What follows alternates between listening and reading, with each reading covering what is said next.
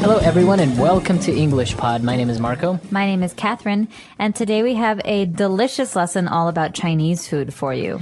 That's right. Today we are ordering Chinese food. Now, for many of you listeners that are actually Chinese, you may not recognize these dishes because we are talking about American Chinese food. That's right. So long ago, people came over to America from mainly Hong Kong. And so a lot of the food we have is kind of more like Hong Kong food. Cantonese food. But it's also very American. So let's take a listen to today's dialogue and find out exactly what we're eating.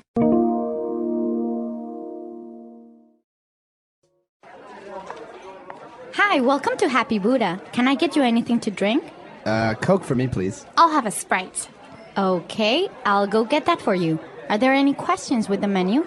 Do you use MSG? No, ma'am. We are MSG free. Oh, man. I haven't had Chinese food in so long, I want everything. This place has the best sesame chicken. Yeah, I've been craving Chinese for such a long time. I used to get takeout all the time. It's definitely been a while. Let's start off with some crab rangoon. Oh, yeah, that sounds good. I think I'm going to get the sesame chicken with fried rice, a spring roll, and egg drop soup. It's so tempting to order everything on the menu. It all looks so appetizing.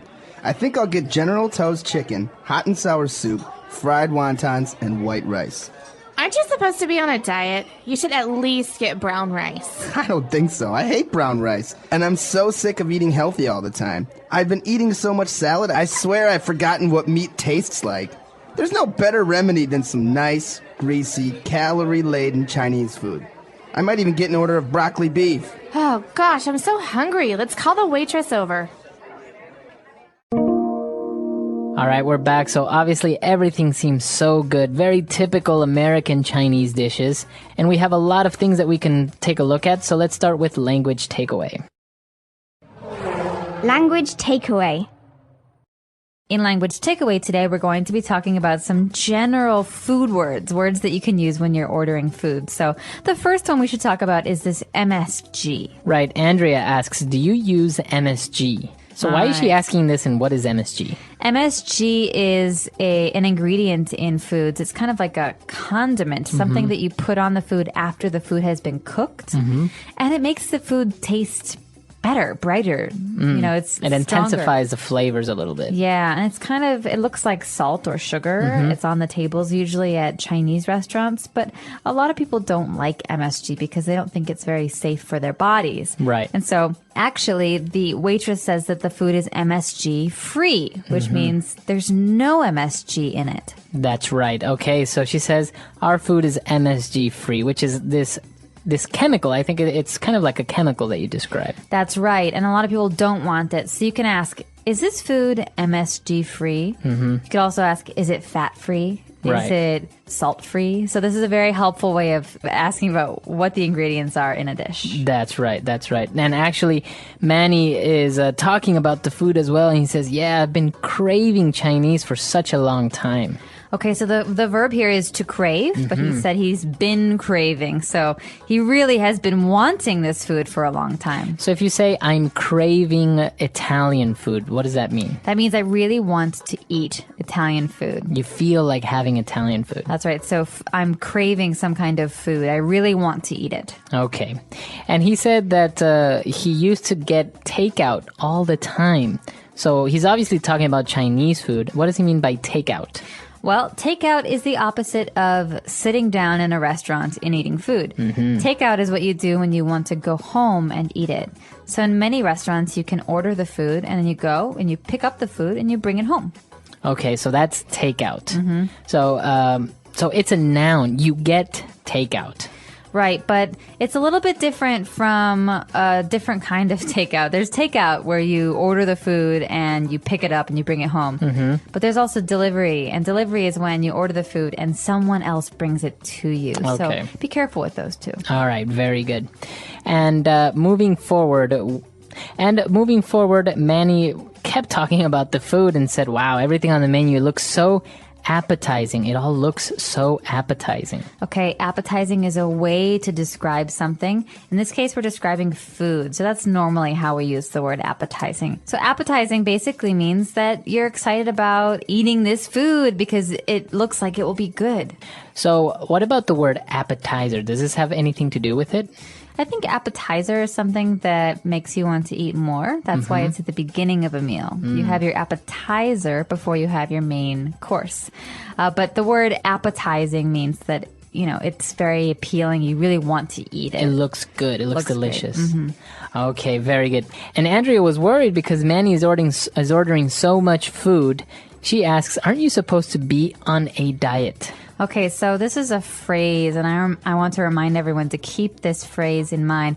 You can diet, which is a verb, but in this case, you're on a diet, so it's a noun. I'm on a diet. I'm trying to eat healthily. I'm trying to watch the things that I put in my body. So usually if you're on a diet, you don't eat really greasy, fatty takeout Chinese food. You eat salads and soups. Okay, so you are on a diet. Yes, he's on a diet, or I was on a diet, but I stopped. All right, a lot of great appealing food. Why don't we go and listen to our dialogue again? And we'll be back with Language Takeaway Part 2, where we're going to take a look at the specific American Chinese dishes.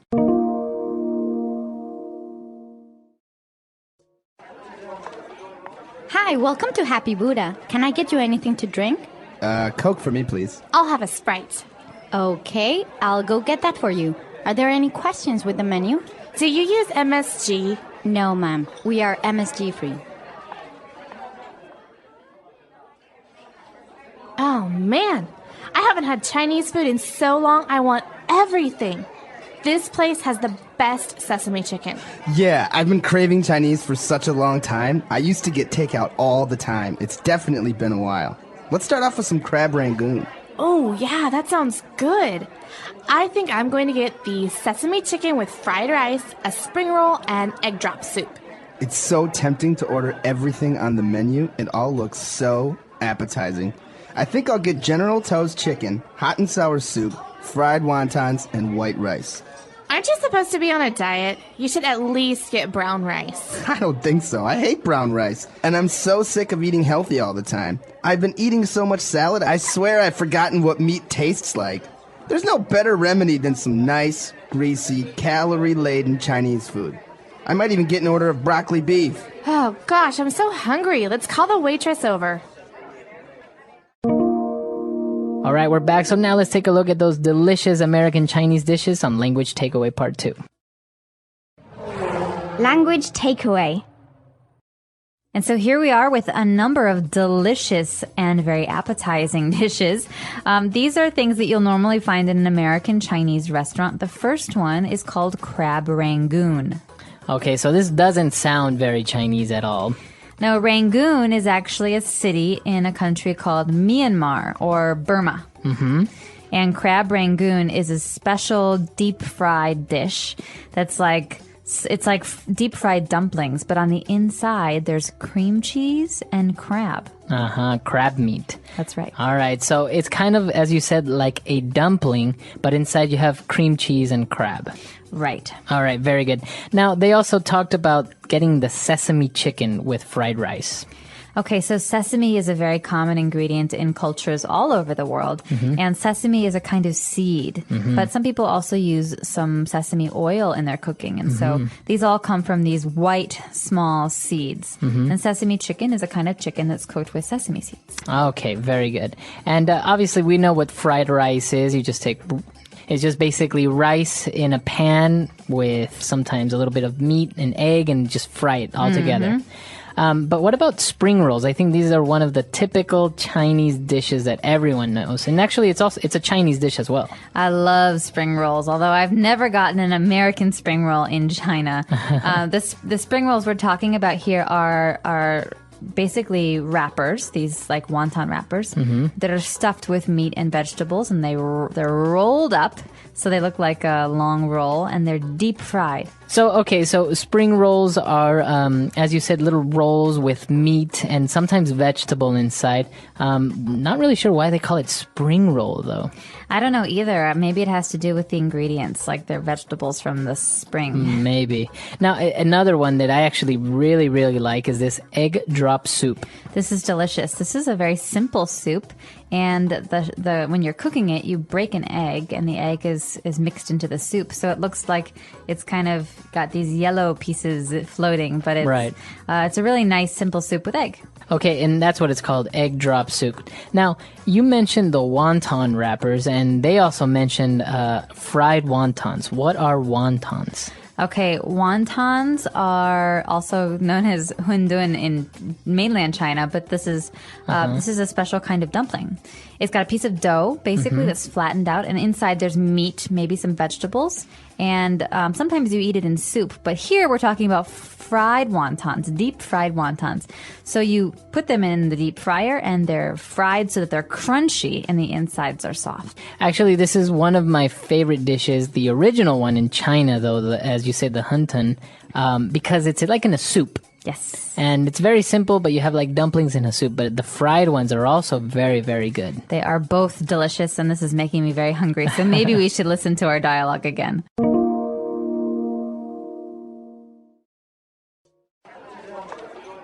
Hi, welcome to Happy Buddha. Can I get you anything to drink?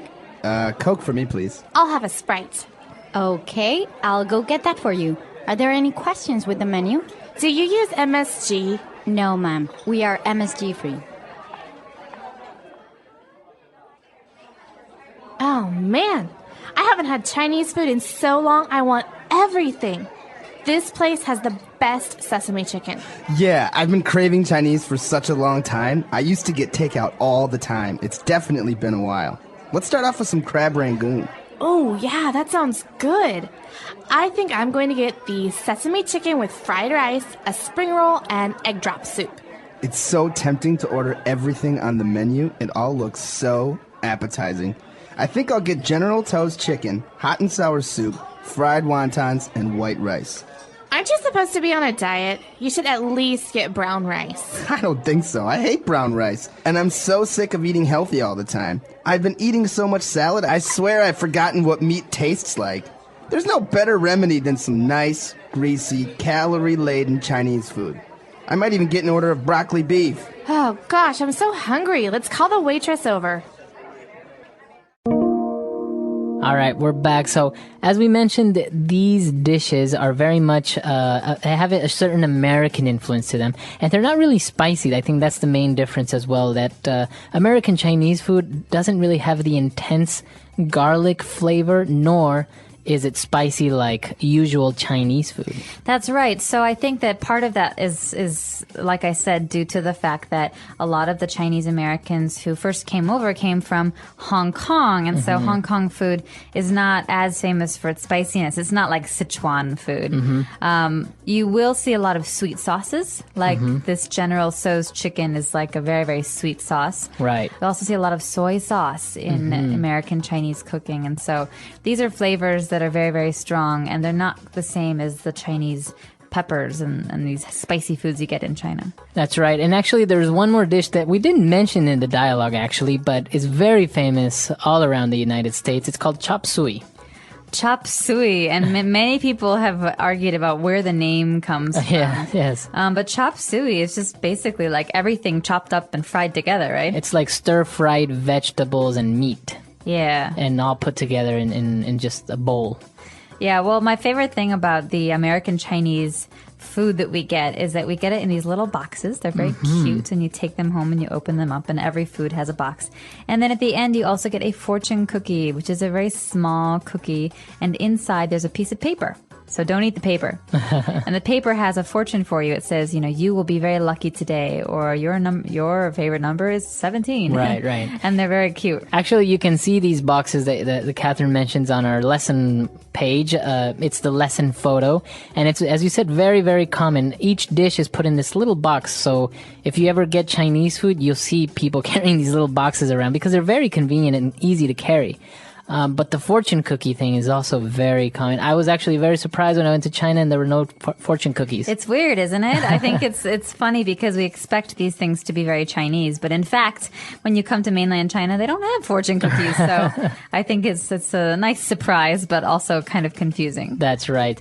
Well, a very interesting topic, and in the future, we're going to continue doing different lessons about different cuisines. We have Italian food coming up sometime soon. Ooh. So that's going to be very good as well. And of course, if you have any lesson suggestions, or maybe you want to suggest the cuisine from your country, you can visit our website, englishpod.com, and leave your comments there. We hope to see you guys there, and until next time. Bye. Everyone.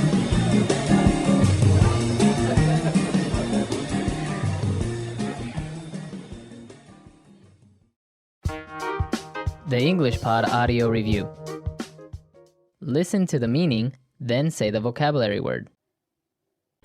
A very strong desire for something. Craving. Attractive. Tempting. A medicine or treatment. Remedy. Food that is sold by a store to be eaten elsewhere. Takeout. Delicious. Appetizing. Let's try that faster. Delicious. Appetizing. Food that is sold by a store to be eaten elsewhere. Takeout. A very strong desire for something. Craving. A medicine or treatment. Remedy. Attractive. Tempting. Now say the word and hear it in a sentence. Tempting.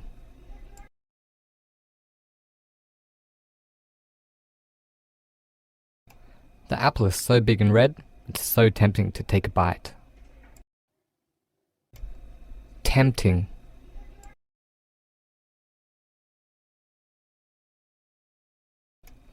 The food looks so good, it's tempting to eat it all. Tempting.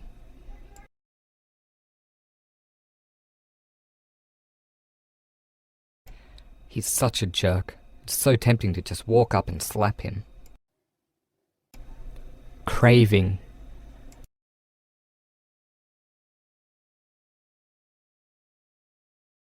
I've been craving Mexican food ever since I came to China.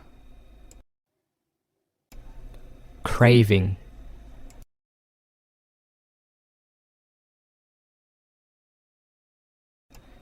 He quit smoking 2 days ago, so he's been craving a cigarette. Craving.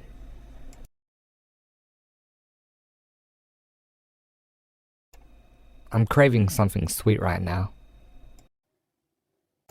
Takeout.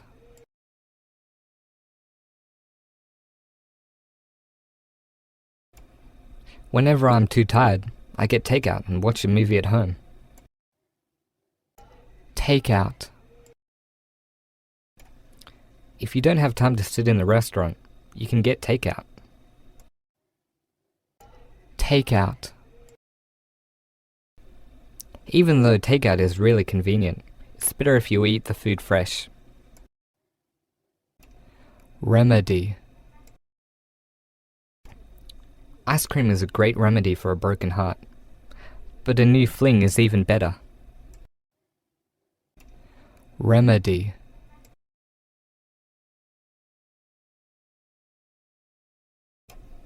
A Bloody Mary is the best remedy for a hangover.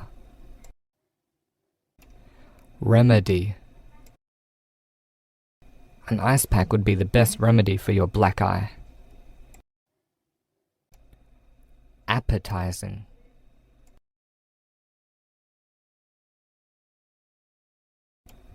Everything on the menu looks so appetizing. Appetizing. I searched the menu, but couldn't find anything that looked remotely appetizing. Appetizing. My grandma's pies are so appetizing you won't be able to resist.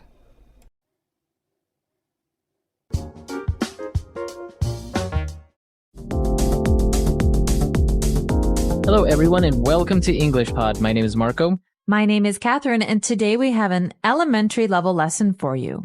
That's right. Today we are getting a tattoo. Okay, so a tattoo is a picture that you get on your body, and it lasts forever. That's right. So we're going to get a tattoo. We're going to talk about this very popular form of art on your skin. And so let's start with the dialogue. Let's listen to it, and we'll be back in a bit.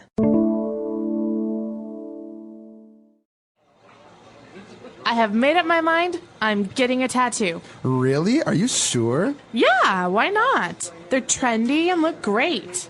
I want to get a dragon on my arm or maybe a tiger on my back.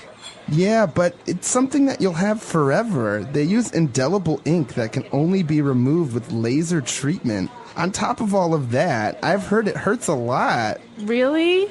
Of course. They use this machine with a needle that pokes your skin and inserts the ink. Oh, I didn't know that. I thought they just painted on your skin or something. I think you should reconsider and do some more research about tattoos. Also, find out where the nearest tattoo parlor is and make sure that you sterilize needles and the place is hygienic. Maybe I should just get a tongue piercing. Ew. All right, we're back. So now let's take a look at 5 key words that we've picked out for you on Language Takeaway. Language takeaway. So the first phrase that we have here on Language Takeaway is indelible ink. That's right. When you get a tattoo, they draw it on your skin with indelible ink. Okay, well, ink is what you find in a pen. So when you write with ink. And this is something that you can also paint with. But in this case, we're talking about indelible ink. So that means it's going to be permanent in your skin. So something that is indelible means that you cannot delete or erase. That's right. You can't take it away. Okay, indelible ink. Or sometimes people just say permanent ink. That's right. Okay, so obviously if you get a tattoo with indelible ink, it is if you want to get it removed, now you can with laser treatment.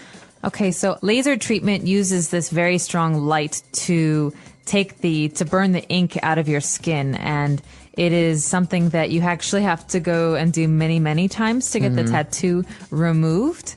I've also heard that it's very painful. Yeah, I've heard that it hurts a lot, more than getting the tattoo. Right, so laser removal or laser treatment is something that you do when you want to take a tattoo off your body. I think they also use laser treatment to remove, maybe you have stains on your skin, like from the sun, or even to remove hair, I heard. Yeah, laser hair removal is something that many people do to take away some of the hair on their bodies that they don't like. Okay. So obviously because tattoos are forever, this friend is asking this other person to reconsider and do some more research about tattoos. Well, to consider something means to think about it. So to reconsider means to think about it again. Right. So if you're going to make a big decision, you should reconsider what you're going to do. For example, I really want to have a hamburger for dinner, but maybe I should reconsider because hamburgers aren't very healthy. Maybe I should decide on a salad or something. Very good. Okay. So to reconsider. Now, obviously, when we have a tattoo done, when we get a tattoo, they use this little machine that has a needle inside and it vibrates very, very fast and it kind of injects the ink. So the friend tells this person to make sure that when they use this machine, they use sterilized needles. Okay, so needles are those very small little things that go into your skin. They hurt. When you get a shot, the doctor will use a needle as well. Mm-hmm. But a sterilized needle is a needle that is clean. So something that is sterilized means clean. That's right, but it's clean for medical use. That means that maybe someone used alcohol or even fire to clean something. Okay. So as you said, it needs to go through a process to be sterilized. Like if you wash your dishes, they're not sterilized. No, but if you are getting surgery on your body, the doctor is going to cut you open. He will use sterilized tools. Okay, very good. And moving on to our last word, very much related to sterilized needles. We're talking about something that is hygienic, to make sure that everything is hygienic when you get a tattoo done. Okay, well, something that is hygienic is clean. Mm-hmm.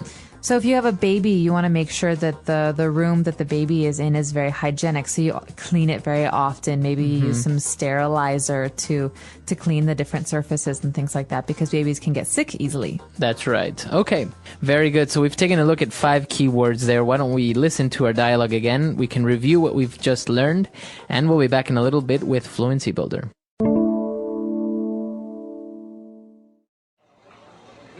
I have made up my mind. I'm getting a tattoo. Really? Are you sure? Yeah, why not? They're trendy and look great.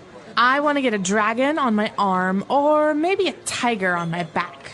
Yeah, but it's something that you'll have forever. They use indelible ink that can only be removed with laser treatment. On top of all of that, I've heard it hurts a lot. Really? Of course. They use this machine with a needle that pokes your skin and inserts the ink. Oh, I didn't know that. I thought they just painted on your skin or something. I think you should reconsider and do some more research about tattoos. Also, find out where the nearest tattoo parlor is and make sure they use sterilized needles and the place is hygienic. Maybe I should just get a tongue piercing. Ew. All right, we're back. So now let's take a look at some phrases on Fluency Builder. Fluency Builder. We only have 3 phrases today, but the first one is a phrase you'll hear very, very often in English. It's, I've made up my mind. That's right. The dialogue starts by saying, I've made up my mind. I am getting a tattoo. So what does it mean if you have made up your mind? Well, it means that you have decided something. I have decided to do something. And the present tense of this phrase is to make up someone's mind. So I make up my mind, you make up your mind, he makes up his mind. Okay, so if you're choosing something or making a decision, when you finally make that decision, that means that you have made up your mind. Maybe we're shopping, Marco, and you're thinking, well, do I want this or do I want that? Well, I'll say, come on, Marco, make up your mind. That's right. That means just pick one. Just decide. Decide. Very good. So a very common phrase, to make up your mind, to make a decision.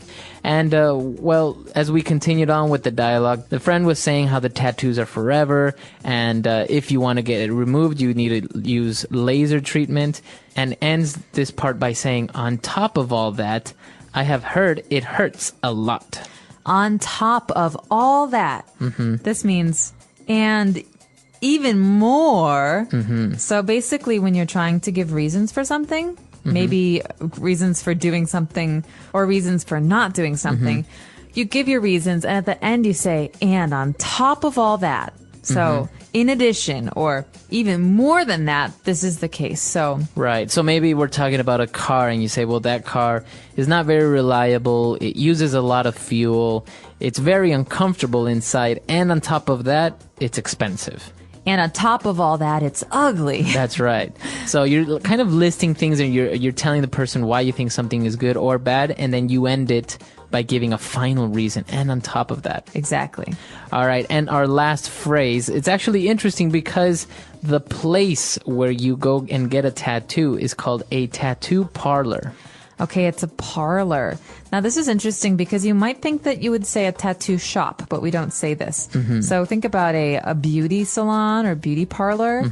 A parlor is a shop where we get our appearance changed. In this case, a tattoo parlor is a special shop where you can get a tattoo, or in the case of this person, maybe get your ears pierced or your tongue pierced or your nose pierced. So a tattoo parlor is a place to go for that. All right. So a lot of phrases there. Let's review everything one last time, and we'll be back to talk some more.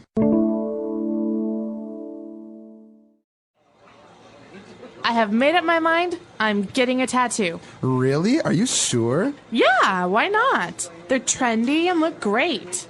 I want to get a dragon on my arm or maybe a tiger on my back. Yeah, but it's something that you'll have forever. They use indelible ink that can only be removed with laser treatment. On top of all of that, I've heard it hurts a lot. Really? Of course. They use this machine with a needle that pokes your skin and inserts the ink. Oh, I didn't know that. I thought they just painted on your skin or something. I think you should reconsider and do some more research about tattoos. Also, find out where the nearest tattoo parlor is and make sure they use sterilized needles and the place is hygienic. Maybe I should just get a tongue piercing. Ew. So talking about tattoos and also piercings, a very popular thing nowadays, especially we didn't touch on the piercing aspect of the dialogue. To get your ears pierced or to get your tongue pierced means that you're going to create a hole in your tongue so you can put a ring or something in it. That's right. So many women have their ears pierced. This means that they can wear earrings, and these are small holes in the bottom of your ear. But a lot of people nowadays like to get their nose pierced, so a hole in the side of the nose, or their tongues pierced. That's right. You see people now get eyebrows pierced, their lips pierced, even below the lip, like, I don't know, near the chin, between the chin and the lip, they get this thing through it. It's very interesting. Yeah, also I've seen belly buttons. Belly buttons Like get on your pierced. stomach, yeah. That's right. And tattoos as well. Tattoos are so popular now. People get tattoos, arms, legs, your neck, face, everywhere now. That's right, and there are special names for these in English. For example, if you have a very big tattoo in your arm from your shoulder to your elbow, that's called a sleeve tattoo because it looks like a permanent sleeve. That's right. And actually, women get tattoos also, but for cosmetic reasons. Like many women get their eyebrows tattooed. Yeah, I've seen this. So some women like to get these tattoos that look like makeup. So maybe if you want your nice eyebrows all the time, you get these eyebrow tattoos. Or if you want some dark lines under your eyes, like eyeliner, then you get the eyeliner tattoo. Also, I've seen the lip liner tattoo. They do it around the lips to make it seem like you consistently have lip liner. Interesting. Well, I don't know if I do that because some days you just don't want to wear makeup. That's right. But actually, tattoos in many cultures are frowned upon. I know that until very recently in Japanese culture, tattoos were illegal because they were synonym of the Yakuza. And in Jewish culture, you're not allowed to have a tattoo on your body. And so that if you die with a tattoo, you cannot go to a Jewish graveyard. Oh, really? I've also heard that in many countries, some job positions, you cannot obtain if you have a tattoo. Well, it's very interesting. I don't know why that would influence it. I think it's definitely culture to culture because it's very popular in America right now to have tattoos, but in China and Japan and East Asia, they're definitely frowned upon. I think. Even, for example, in the armed forces in the United States, it's very popular for them to have an American flag or something.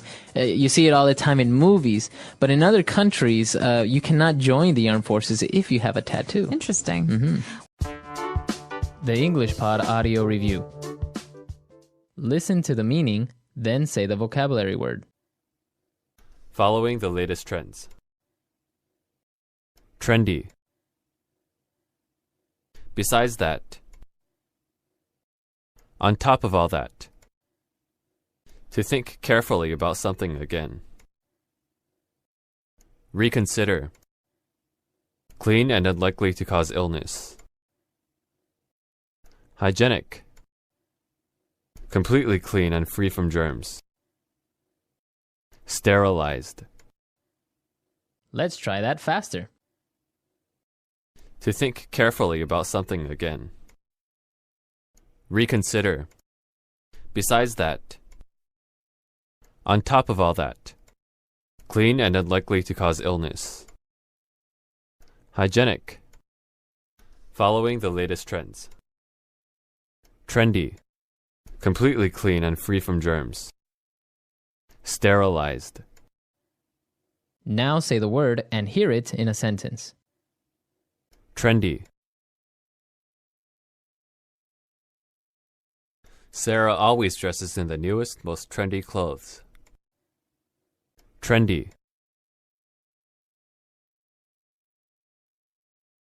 If you only buy trendy clothes, they'll be out of fashion by next year. Trendy.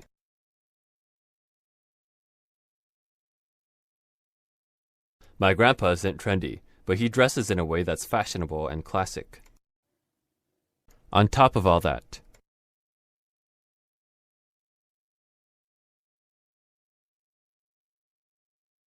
I have to wash the dishes, do the laundry, and on top of that, I have to walk the stupid dog. On top of all that.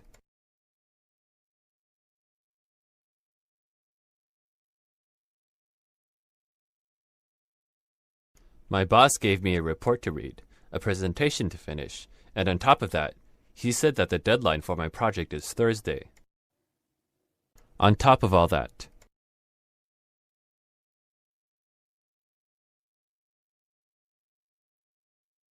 She has to go to school, go to her internship, and on top of that, she has a baby at home. Reconsider.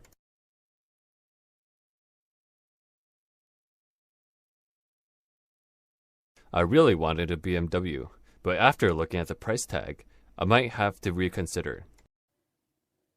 Reconsider.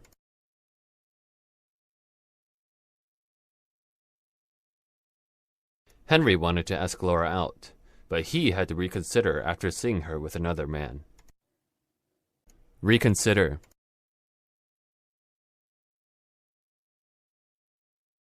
Are you sure you want to move to China? Maybe you should reconsider. Sterilized. The needles at the doctor's office are all sterilized. Sterilized. You'll need to sterilize that cup before you give it to the baby. Sterilized. The nurse had to come in and sterilize all the surfaces. Hygienic. I like to live in a clean, hygienic environment. Hygienic. The restaurant has great food and is very hygienic. Hygienic. He's a great guy, but he's not very neat or hygienic. In today's story, we'll uncover 5 powerful lessons about managing money. Lessons you might not learn in school but are crucial for achieving financial success. As we dive into Sam's journey, we'll also learn some new words and see how to use them in sentences. This will help us practice English in a fun and easy way. So, stay with us till the end. Once upon a time, in a bustling little town, there lived a 27-year-old man named Sam. One afternoon, he sat on the side of the road, lost in thought. Despite working hard for 5 years, his life hadn't improved. Sam wondered if there was a way to escape poverty and achieve true wealth. As he strolled by a grand mansion, something compelled him to step past the tall iron gate without permission. Little did he know, this daring act would lead him to a life-changing lesson about money. From afar, he saw an elderly man sitting on a garden bench with a cup of coffee in hand. This man was Mr. Hayes, the mansion's owner, a wealthy but humble and generous soul. Sam approached him, politely apologizing.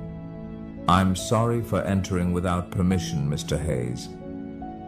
Recognizing Sam, Mr. Hayes was surprised by his sudden visit but welcomed him kindly, curious to know why he had come. Sam took a seat beside Mr. Hayes and began, "Sir, I've worked for 5 years, earning a decent wage, yet my life hasn't changed. I don't splurge, but I just can't seem to get ahead. Do you have any advice on how someone like me could become wealthy?" With a warm smile, Mr. Hayes replied, "Anyone can achieve wealth, Sam, including you." He continued, "I'll share 5 principles about money that you won't learn in school. Follow these carefully, and I assure you, you'll find yourself on the path to financial success." Eagerly, Sam listened as Mr. Hayes began. "The first rule," Mr. Hayes said, "is to spend less than you earn. This is the foundation. If you don't master this, you can't move on to the other steps. For example, if you make $5,000 a month, set aside at least $2,000. If it's $3,000, save $1,000. Avoid expenses that exceed your income, whether loans or gambling. Even with a 6-figure salary, without this rule, you'll remain in debt." Sam nodded thoughtfully, absorbing each word. Mr. Hayes took a calm sip of his coffee and continued. "The second rule is to have an emergency fund. Life is unpredictable. Car repairs, a leaky roof, or even layoffs can happen at any time. Without an emergency fund, you're forced to borrow or sell assets at a loss, which restricts your options and adds stress. Think of it as your safety net, protecting your finances when unexpected events arise." Sam nodded again, appreciating the wisdom in this approach. "Let's get to the third lesson, which is investing. Now, people like you might feel unsure about investing in a business or stock since you may not have much knowledge. So, the best investment you can make right now is in yourself." "Curious?" Sam asked. "How, sir?" Mr. Hayes continued, "Take your skill set, whether it's carpentry, plumbing, or customer service. Invest your time, energy, and money into mastering it further. Learn where your boss sources materials or explore ways to market your services better. Use some of your savings to improve your expertise, attend courses, buy tools, or read relevant books." Realizing the value of these words, Sam looked at Mr. Hayes with newfound determination, regretting he hadn't learned this sooner. Mr. Hayes continued with the 4th lesson. "Now that you're gaining skills, it's time to start earning more. Once you've honed your abilities, maybe you'll start your own business and your income will grow. You're no longer paid per hour but earn based on what you produce. The harder you work, the more you earn." The sky was getting darker, yet Sam felt no urge to leave. He was eager to learn the final principle. Mr. Hayes looked at him and said, "And finally, the 5th lesson, create passive income. When you've applied the first 4 principles, you should have extra money. Now, it's time to let your money work for you. You can invest in property, start a rental business, buy a franchise, or research other sources of passive income. Think carefully and choose wisely." "How about it, Sam? Are you ready to take on these lessons?" Mr. Hayes asked, ending the conversation with a gentle smile. Brimming with excitement, Sam replied, "I used to just go to work, save a little, and hope for wealth to come my way. But I now understand that there's a real strategy, and I'm thankful, sir, for the invaluable guidance. Today we learned new words and sentences through this story about wealth and financial wisdom. Remember, learning English can be fun when you practice regularly. So, keep listening, learning, and growing. Make sure to like, comment, and share how this story helped you improve your English. Thank you for watching, and I'll see you in the next story, where we'll continue learning together.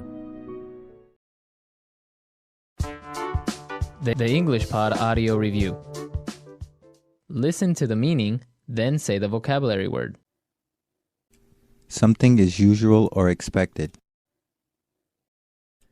Norm. The money that a country uses. Currency. The sum of money required to reinstate. Margin deposit. Taking effect rapidly. Drastically. Very quickly, just a second. Split second. An offer to pay a particular amount of money. Bid. Let's try that faster. The sum of money required to reinstate. Margin deposit. Something is usual or expected. Norm. Very quickly, just a second. Split second. An offer to pay a particular amount of money. Bid.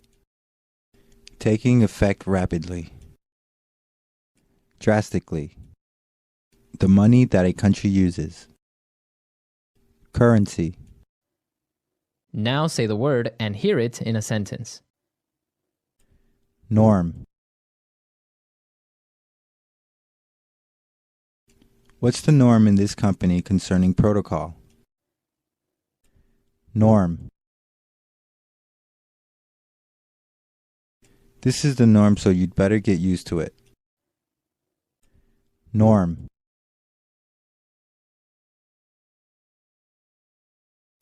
Delivery, McDonald's, and street vendors are the norms around here. Currency.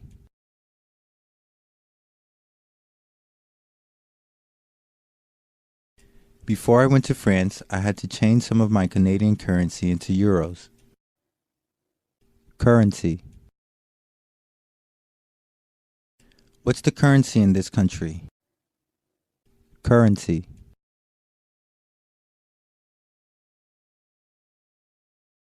My country's currency is worth next to nothing in USD.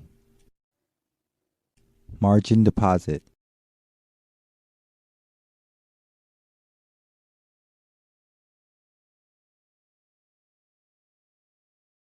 He decided to start with a margin deposit of GBP 100.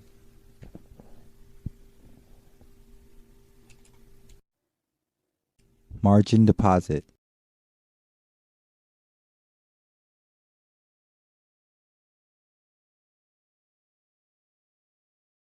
I can't believe that I can trade with USD 1 million deposit when I've only put in a margin deposit of USD 10,000. Margin deposit.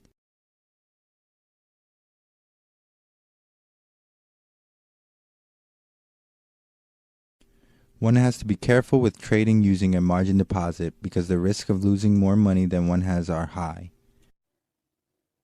Split second. The gang members were closing in on me fast, so I made a split-second decision to run instead of fight. Split second. My heart pounded as I made a split-second decision and took hold of her hand. Split second. My split-second decision to try a trick on my bicycle in order to impress my friends didn't end well. Bid. The current bid ask for EUR USD is 1.3998-79. Bid.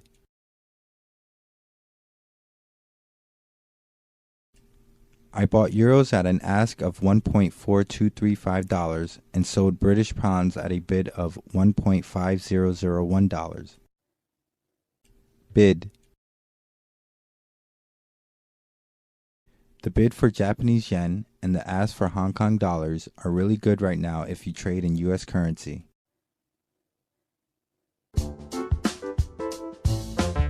Okay, let's unpack this. Welcome, everyone, to a new deep dive. Today, we're delving into a really fascinating stack of material. It's going to take us on quite a journey.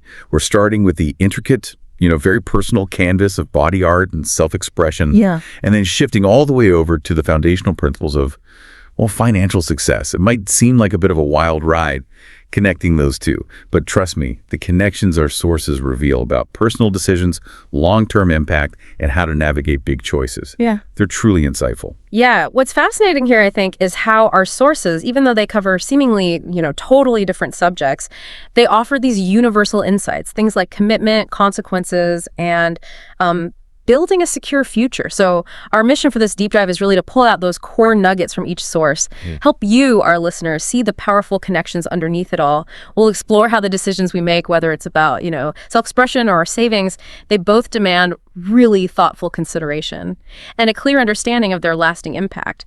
Absolutely. So let's kick things off by exploring something that's just exploded in popularity: tattoos and piercings. Our sources start with a scenario that feels very relatable, doesn't it? It's someone who made up their mind to get a tattoo. They're picturing maybe a striking dragon on their arm or perhaps a powerful tiger on their back, and it's driven by this belief that these designs are trendy and look great. It's that immediate appeal, right? That powerful desire. But what lies beneath that initial excitement? And that's exactly where the weight of the decision comes in immediately. What's really crucial to understand, first off, is the science behind it. We're talking about indelible ink. This isn't like drawing on yourself with a marker. It's permanent. It cannot be simply deleted or erased ever. Our sources sometimes just call it permanent ink, plain and simple. And the process itself, while it's quite invasive, you've got a machine with a needle repeatedly poking your skin, inserting that ink deep below the surface. It gets locked into the dermis layer. But the real insight here, I think, beyond just the physical permanence, is the psychological cost our sources talk about. People often underestimate the challenge, living with a decision that maybe doesn't align with who you become later on. That's a profound thought. Yeah. Because we do change, don't we? Our tastes change, our lives change. Yeah. And once that ink is in, it's there for good. Which brings us to the challenge of removal, which sounds pretty monumental. Precisely. If you later decide, okay, I don't want this anymore, your main option is usually laser treatment or laser removal. And this process, well, it uses this intense light to essentially break down the ink particles in your skin. Burn it out, basically. It's often described as a very painful experience. Many people actually say it hurts much more than getting the tattoo in the first place.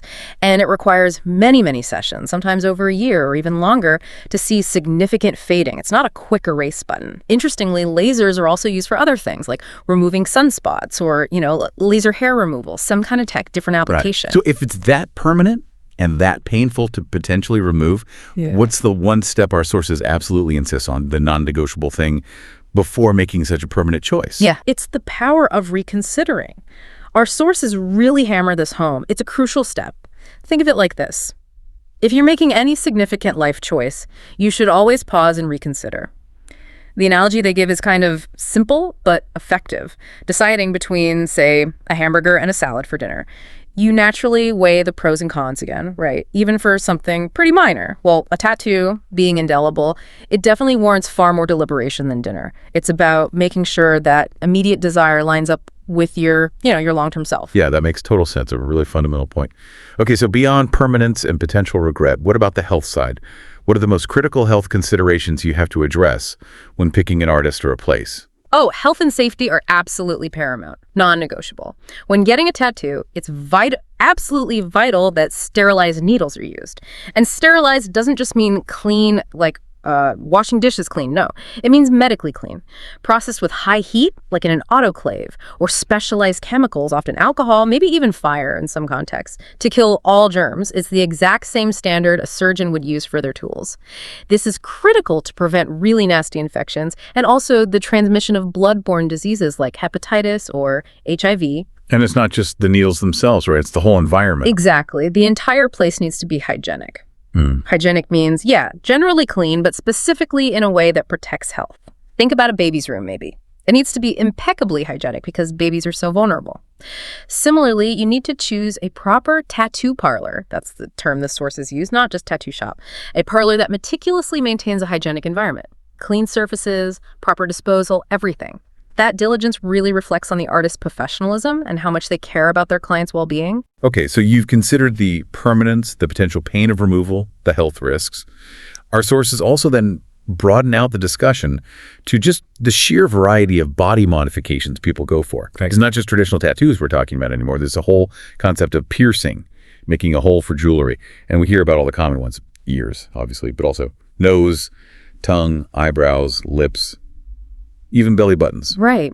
And with tattoos themselves, placement varies hugely. Arms and legs are common, sure, but you also see them on the neck, even the face sometimes. A specific term that's become really common is the sleeve tattoo. That large, often really elaborate tattoo covering the whole arm, shoulder down to the wrist or elbow. What's also kind of fascinating, and maybe surprising to some, is the detail that women are increasingly getting tattoos for cosmetic reasons. Things like eyebrows tattooed so they look like makeup permanently, or eyeliner tattoo, even lip liner tattoo to define the lips. It's like semi-permanent makeup. Saves time in the morning, I guess. Yeah, that's quite a different angle on it. Now, what's really striking, and you touched on this a bit, is how culturally diverse the views on tattoos are. It's definitely not something that's universally accepted everywhere, is it? Oh, far from it. Our sources make that very clear. In many cultures, tattoos are actively frowned upon. For instance, a detail that might surprise people. Until very, very recently, tattoos were actually illegal in Japan. That was largely due to their historical association with the Yakuza, the Japanese mafia. And then you look at Jewish culture, and there's a strict religious rule against it. Jewish law actually forbids tattoos, and the consequence is severe. A person with a tattoo cannot be buried in a Jewish graveyard. It really highlights how a personal choice can carry such different weight, such different meaning, depending on your cultural background. Wow, that's a significant consequence, affecting things even beyond life. And this difference in acceptance, it extends into professional life too, doesn't it? It absolutely does. In many countries, there are certain job positions you cannot obtain if you have a tattoo, particularly visible ones. This can be a harsh reality that people, especially younger people, maybe don't think about until it's too late. This is quite different from, say, America, where tattoos are generally much more popular and accepted in many fields now. We even see this difference in the armed forces. In the U.S., it's pretty common to see service members with tattoos, maybe an American flag, seen as patriotic. Yet, our sources point out that in some other countries, you flat out cannot join the military if you have any tattoos at all. So, cultural context profoundly shapes perception, acceptance, and ultimately the long-term impact of body art. So when you finally make up your mind about getting something as permanent as a tattoo, there's truly a lot to reconsider. It's not just the design. It's the indelible ink, the potential laser treatment, nightmare, finding a safe, hygienic tattoo parlor, and really understanding the huge cultural and professional implications. It's much more than a fleeting trend. It's a commitment, a statement about identity you choose to wear, potentially forever. Okay, so we've explored the lasting impact of body art, a really deep personal decision about what we choose to wear on our skin, right? Reflecting identity, values. Now, in what feels like a surprising parallel, our sources pivot. They take us to another realm of deeply personal long-term decisions, the art, you could say, of building financial security. We're going to hear about someone named Sam, his journey, and some really incredible wisdom from a character called Mr. Hayes. And it provides, I think, equally powerful lessons about making deliberate long-term choices that really shape your future self. Yeah, this story focuses on Sam. He's 27, he's been working hard for 5 years, but he feels stuck. Still basically in poverty, wondering, is there actually a path to real wealth? So he seeks out advice from this character, Mr. Hayes, who is wealthy but also very humble. And Mr. Hayes shares these 5 foundational principles for financial success. What's really insightful here is that these aren't just, vague ideas. They are concrete, actionable steps designed to completely change someone's financial path. Right, and Mr. Hayes starts with something that sounds almost too basic, maybe, but he clearly sees it as the absolute starting point. Why such emphasis on this first principle? His first rule, the absolute foundation, as he calls it, is simple. Spend less than you earn. Sounds obvious, doesn't it? Deceptively simple. But Mr. Hayes' real point isn't just that you should do it, but exploring why so many people, even those earning a lot, fail to create that gap. It's about consciously, deliberately creating a surplus every single month. The advice is very concrete. If you make, say, $5,000 a month, you should aim to set aside at least $2,000. If your income's lower, say $3,000, save $1,000. It's about that ratio. And critically, it demands avoiding expenses that outstrip your income, things like taking on unnecessary loans, gambling, or just, mindless overspending. Our sources really highlight that even if you have a 6-figure salary, without this discipline, you can easily stay trapped in debt. You might confuse having a big income with actually building wealth. They're not the same thing. Okay, that really clarifies how vital that initial discipline is. Build the surplus first, no matter the income level. So once you've managed to establish that crucial gap, what's principle number 2 from Mr. Hayes? The second rule is, Have an emergency fund. Because life, as we all know, is wonderfully unpredictable, isn't it? Unexpected stuff happens, car repairs out of the blue, the roof starts leaking, maybe even a sudden job layoff. These things can strike any time. Now, without an emergency fund set aside, you're often forced into really difficult spots, maybe borrowing money at horrible interest rates or having to sell assets, maybe stocks, maybe something else at a loss just to cover costs. This seriously limits your financial options and adds a huge amount of stress to an already tough time. So this fund, it acts as your safety net. It protects your finances when those inevitable curveballs come along. It lets you weather those storms without completely derailing your long-term financial goals. That's such a crucial buffer. It protects your progress from those common setbacks. Makes sense. So you've got the surplus habit, you built the safety net. What's next? Where does Mr. Hayes say to focus your energy then? The third lesson is powerful. Invest in yourself. Mr. Hayes actually states that for people who don't have, deep knowledge of business or the stock market, this is genuinely the best investment you can possibly make. And the advice is very practical.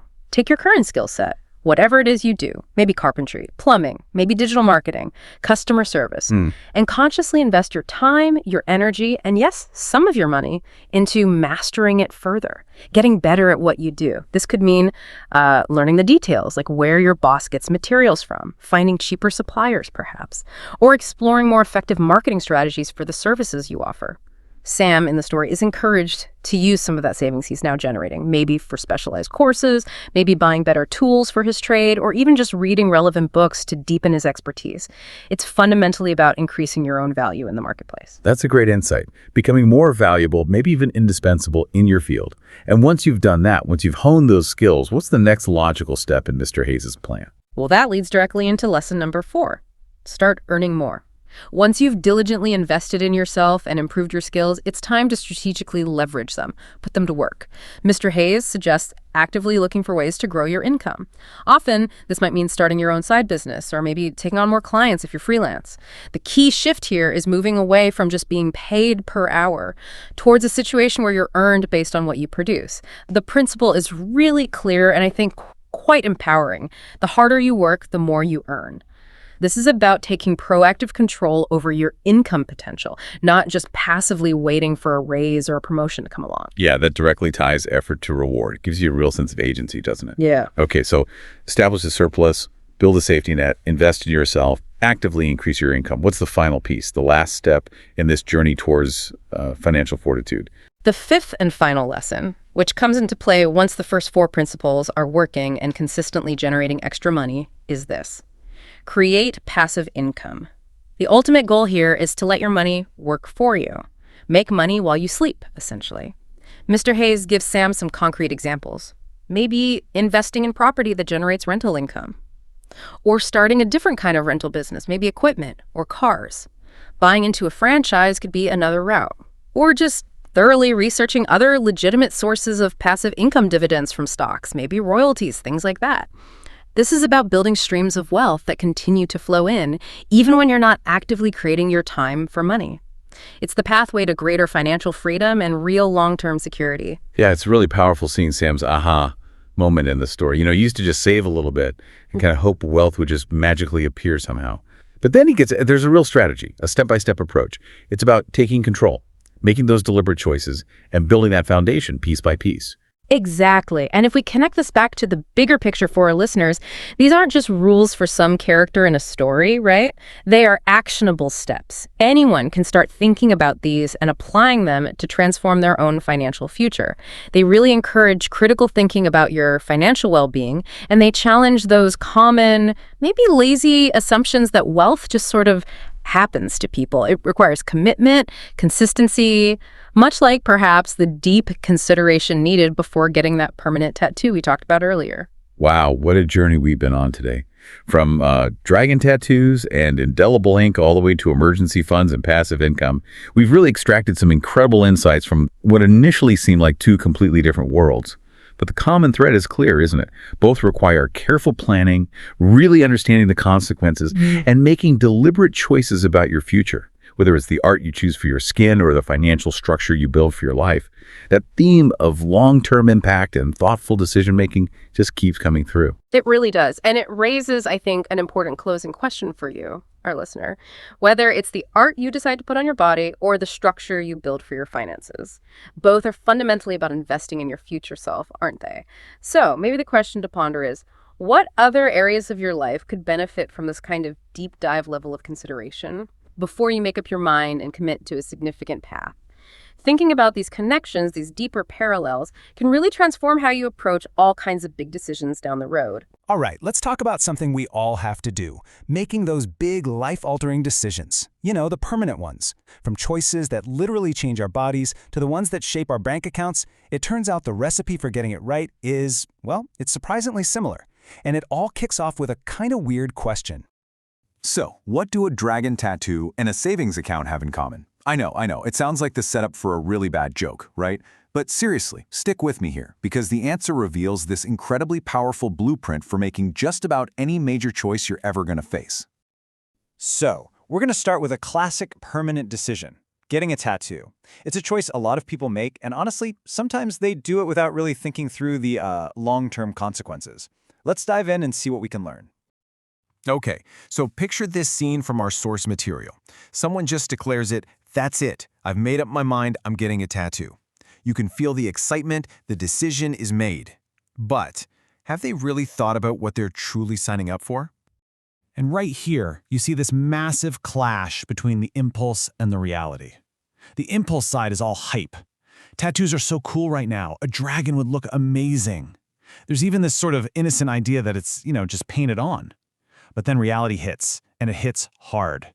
This thing is forever. It hurts. And trying to get rid of it, that is a whole other world of difficult. This really gets to the heart of it, this idea of indelible ink. Indelible literally means you can't erase it. A bad haircut? That'll grow out. A weird fashion choice? You can just stop wearing it. But a tattoo is designed to stay put. It's not an accessory, it's a part of you. And hey, what if you do change your mind? Well, there's no magic undo button. Getting a tattoo removed means laser treatments that basically burn the ink right out of your skin. It often takes a ton of sessions. And get this, it can actually be more painful than getting the tattoo in the first place. Ouch. So when you look at the stakes, the advice from the source is super simple and direct. Just reconsider.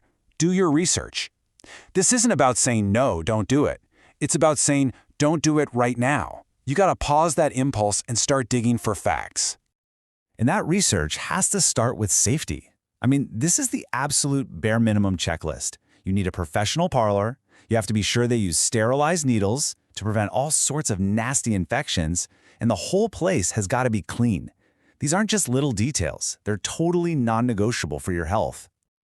Okay, so we've looked at tattoos, but the real takeaway here isn't actually about ink. It's about pulling a universal set of rules out of that one decision, a framework that we can apply to pretty much any huge choice we have to make. And here it is, the 3 rules for any permanent decision. Number 1, see the future. This means you have to get past that initial rush of excitement and really ask yourself, what is this going to look like? What is it going to feel like in a year, 5 years, 10? It's about respecting that this choice is for keeps.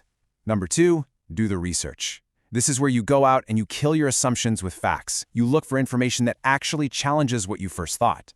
And number 3, prioritize safety. This is your parachute. Whether it's making sure needles are sterilized or having an emergency fund, it's about figuring out the biggest risks and building a buffer to protect yourself. Now, let's see how this powerful little framework holds up with a totally different kind of decision. All right, let's talk about another kind of permanent mark, a financial one. Because let me tell you, a bad financial choice can stick with you for just as long and be just as painful as a bad tattoo. Let's see how our 3 rules apply here.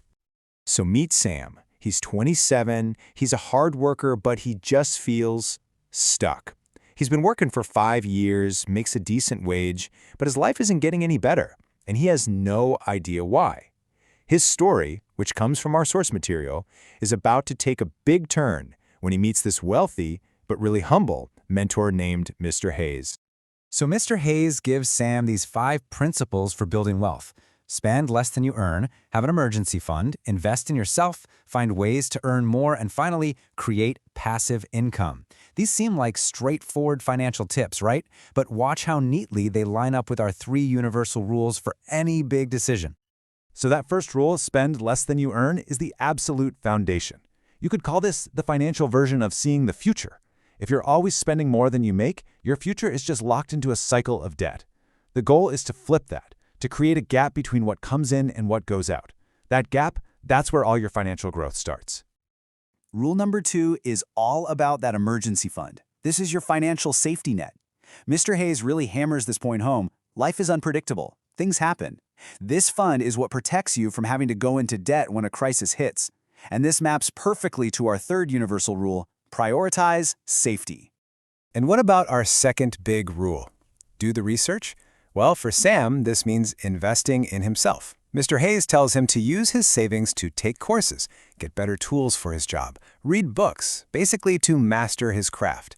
This isn't just random spending, it's the research phase before you make a bigger move, like maybe starting your own business. So we've got 2 completely different decisions. One is about ink on your skin, the other is about money in your bank. But, as we're about to see, the blueprint for making a smart choice is exactly the same. And this is where it all clicks. Think about it. Bad debt, that is a financial tattoo. It's just as permanent and painful to get rid of. An emergency fund? That's your sterilized needle. It's the safety measure you absolutely cannot skip. And investing in yourself? Well, that's the research. That's checking out the artist before you let that needle anywhere near your skin. At the end of the day, both choices, ink or income, are defining the future you're building. So before you make your next big move, whatever it is, just run it through this simple framework. See the future, do the research, prioritize safety. The only question left is, what permanent decision are you going to research next?